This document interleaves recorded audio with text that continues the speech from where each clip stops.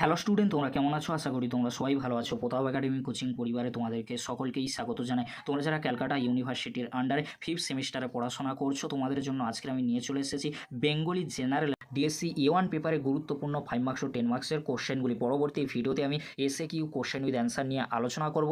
আর তোমাদেরকে বলে রাখি, তোমরা যারা এখনও পর্যন্ত 5th সেমিস্টারে এক্সাম কবে হবে, 5th সেমিস্টারে কতগুলি সাবজেক্ট রয়েছে, কোন কোন সাবজেক্টগুলি তোমাদেরকে জেনারেল কোর্সে পড়তে হবে, এছাড়াও জেনারেল কোর্সে এডুকেশন, হিস্ট্রি ও পলিটিক্যাল সায়েন্সের অলরেডি কিন্তু সেক পেপার, ডিএসসি পেপারের সাজেশন ভিডিও আপলোড করে দিয়েছি। তোমরা যারা এখনও পর্যন্ত সেই ভিডিওগুলি দেখোনি, এই ভিডিও ডেসক্রিপশন বক্সে সেই ভিডিওর লিঙ্ক আমি দিয়ে দেবো, খুব সহজেই তোমরা দেখে নিতে পারবে। চলো বেশি দেরি করবো না, আজকে আমরা দেখে নেবো বেঙ্গলি জেনারেলের ডিএসসি A1 পেপারে গুরুত্বপূর্ণ 10 মার্কস ও 5 মার্কসের কোশ্চেনগুলি। প্রথমে তোমরা দেখে নাও মডিউল 1 থেকে গুরুত্বপূর্ণ 10 মার্কসের ফার্স্ট কোশ্চেন, বাংলার রাজনৈতিক ইতিহাসে পাল রাজবংশের শাসনের পরিচয় দাও। বাংলার ইতিহাসে হুসেন শাহীর আমলে রাজনৈতিক ও সাংস্কৃতিক গুরুত্ব সম্পর্কে আলোচনা করো।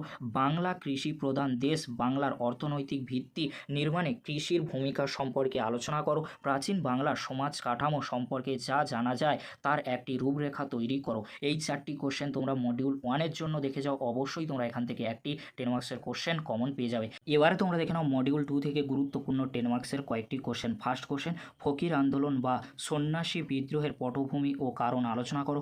নীল বিদ্রোহ ছিল ভারতের কৃষক আন্দোলনের এক গৌরব উজ্জ্বল অধ্যায়, আলোচনা করো। অথবা এই কোশ্চেনটি ঘুরিয়ে আসতে পারে, নীল দর্পণ নাটকে নীল বিদ্রোহের যে স্বরূপ চিত্রিত হয়েছে তা আলোচনা করো। পরবর্তী কোশ্চেন কী রয়েছে তোমরা দেখে নাও, 19 শতকে বাংলার সমাজ সংস্কার আন্দোলনগুলি সম্পর্কে সংক্ষেপে আলোচনা করো।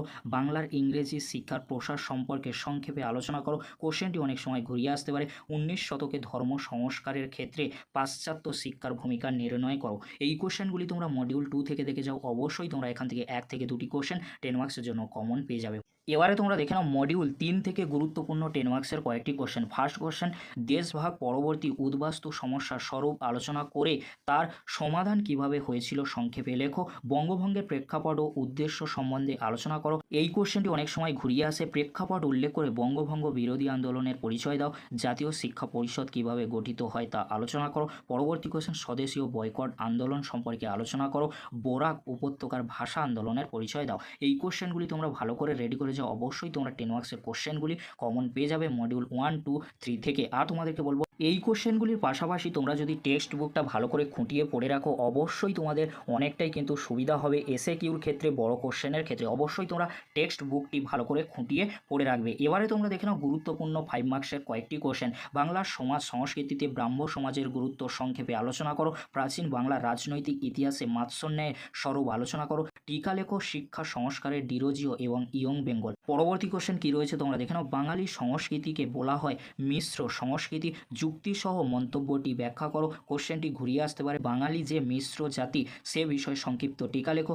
মধ্যযুগে বাংলার ইতিহাসে 12 ভূঁইয়াদের পরিচয় লিপিবদ্ধ করো। মাতুয়া আন্দোলনের ঐতিহাসিক গুরুত্ব নির্ণয় করো। পরবর্তী কোশ্চেন কী রয়েছে তোমরা দেখে নাও, বাংলা সাহিত্যে চৈতন্য প্রবাহে সংক্ষিপ্ত পরিচয় দাও। মধ্যযুগের সাহিত্য চর্চায় মুসলমানদের অবদান সম্পর্কে সংক্ষেপে আলোচনা করো। শিক্ষা সংস্কারে বিদ্যাসাগরের ভূমিকার পরিচয় দাও। 19 শতকের নবজাগরণে প্রেক্ষাপট আলোচনা করো। পরবর্তী কোশ্চেন, হিন্দু মেলা প্রতিষ্ঠার কারণ ও কার্যক্রম সম্পর্কে সংক্ষেপে আলোচনা করো। দলিত অধিকার বিষয়ে গান্ধী ও আম্বেদকরের বিতর্কের সংক্ষিপ্ত পরিচয় দাও।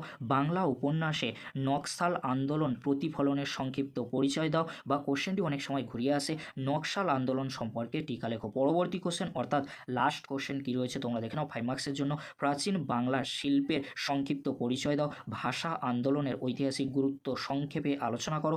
1959-এর খাদ্য আন্দোলনের প্রভাব সম্পর্কে আলোচনা করো। এই কোশ্চেনগুলি তোমরা ভালো করে রেডি করে যাও। আর তোমাদেরকে বলবো, পরবর্তী ভিডিওতে আমি এসএকিউ কোশ্চেন উইথ অ্যান্সার আলোচনা করে দেবো।